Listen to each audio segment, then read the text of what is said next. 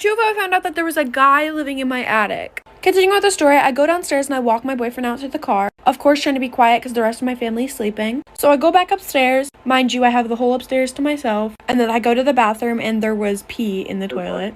And on the wall in front of the toilet, it said Jacob was here with a heart. So I took a picture of it and I posted it on my private story because I just thought it was funny and cute at the same time. And he slid up and said, what? And then he swore up and down that it wasn't him. So anyways, it freaked me out at first, but at the same time, I didn't really care. So I didn't really pay any mind to it. So to speed the story up, my dad had to go in the attic for something, and he found an actual mattress covered in insulation. And in the corner, he found a guy. The guy looked very sickly, skinny, but scary at the same exact time. So, of course, my dad called 911 right away, and the guy admitted to stealing our food, stealing my underwear, stealing things out of my room, basically stealing from us overall, stealing our food, etc. I'm running out of time, but he ended up being a wanted criminal, but he's in jail now, so yeah. Now, you're not supposed to do this, but this how I do it. Now, you also not supposed to do this, but this how I do it. Nobody showed me this, but I'm telling you, okay? So, don't tell nobody. Alright, this how I do it.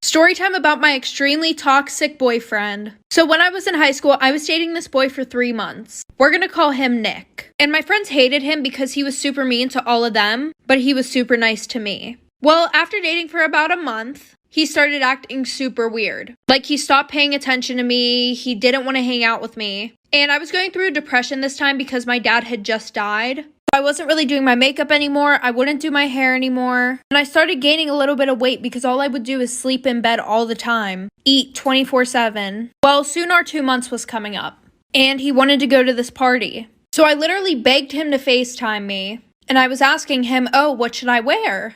So I put on this dress that was really tight-fitting, which I was already super uncomfortable about wearing because of the fact that I had a little bit of a belly now. So he picks me up, we go to this party, and I go and I start hanging out with a few of my friends. Well, one of my friends comes over and shows me something that he posted on his private story, Life for Part 2.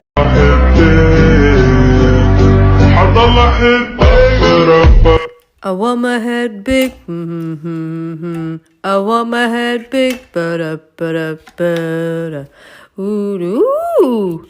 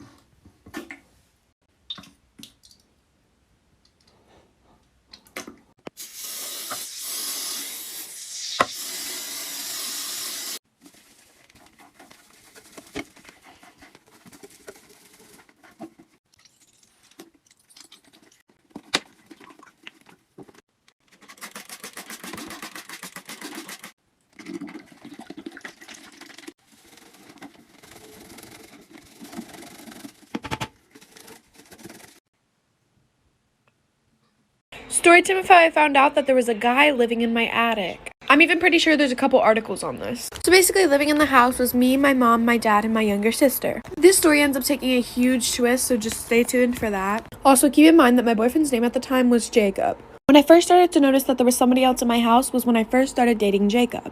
Mind you, the only time anybody in my entire family has ever been in the attic is the first 2 months that we lived there, and it was only once or twice, and we never seen anything up there. So we would notice that bits of our food would go missing, and every time we packaged leftovers, the leftovers in the Tupperware that we packaged the leftovers in would just completely disappear. And a bunch of my stuff would always go missing. For example, 2 of my pillows and 4 of my blankets gone missing, and my shoes and my clothes, and even my underwear.